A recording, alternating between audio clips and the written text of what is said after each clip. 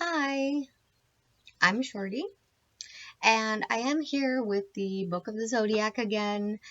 Today's subject is moon signs. So, we're going to talk about, and I'll show you how to calculate your moon sign.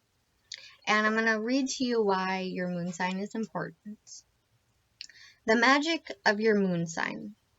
Have you ever read about your zodiac sign and felt that while you could identify with some of it, there wasn't enough to explain everything about you?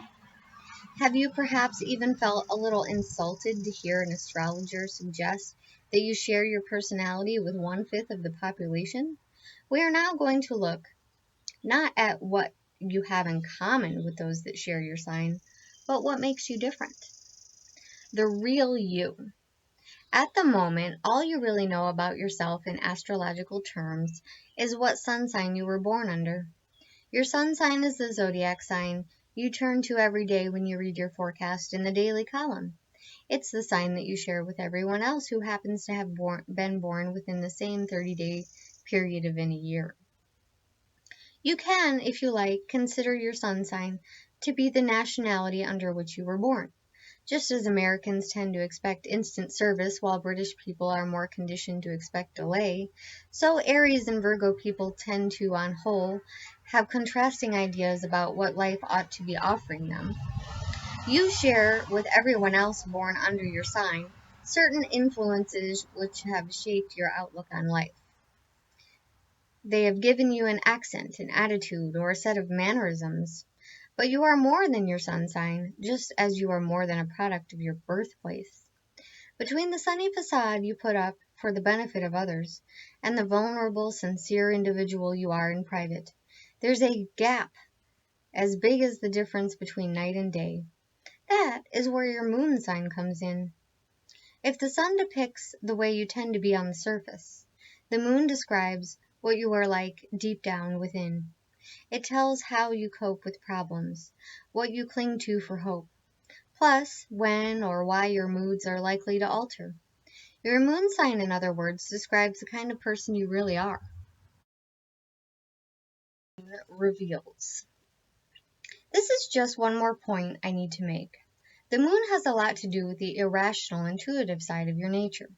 Unfortunately, just as society's statisticians and scientists felt it is their duty to provide a sensible explanation for everything, so most people have within their psyche a desire to refute the existence of the subconscious. It's the reason why we wake up after a vivid dream and try to shake it off, or why we all try so often to deny what we really feel. The moon, being primarily an entity of the night, is all about dreams and feelings. To appreciate what I have to say about your moon sign, you need to have a wish to explore your own dreams and feelings more in depth. You can gain a great deal more control over your destiny by understanding the urges that the moon pulls like tides on your inner ocean. But first, you must be brave enough to look objectively and honestly at what these are. A lot of people don't want to do this. They feel that, perhaps a little afraid, they may harbor a seething mass of emotional needs beneath the calm surface of their interior world. They even fear they may find, if they look, that they are a little crazy, or that others may think so. I wouldn't deny that there is a link between the moon and craziness. The Latin word for moon is luna, and it is from this that we get lunacy. But actually, we don't get lunacy from looking at the moon. We get it from denying its influence or trying to pretend that we are normal. It's the constant stress of feeling socially obligated to repress a host of hidden feelings that causes most people to go over the edge. If we lived in a more honest moon-celebrating world, our asylums would probably contain the most insensitive enough to imagine that they had no poetry in their soul.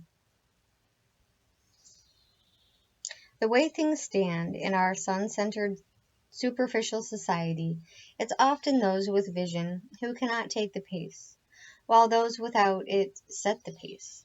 But what, you may say, if I find when I look at my moon sign or into my soul in amounts of the same thing, that I am not just mildly eccentric but dangerously deranged, am I not in danger of opening up a Pandora's box?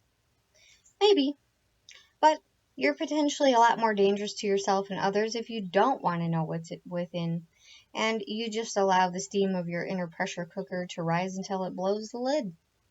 I promise not to take off the top of your Pandora pressure cooker any further than you can immediately slam it back down. But I do hope to show you something that helps you, even if at first you resent a little of what I have to say. If you do strongly object, it could be because the moon itself is currently in the wrong phase in relation to your moon sign, making you unreceptive to today's topic. Try rereading it in a few days' time. Please remember to reference your chart to determine your moon. So I'm going to show you how to do that, and I'll also provide you with some resources. Thank you so much for looking further into your astrology and your moon sign, and I hope that you find it helpful on your birthday. Happy birthday! I love you.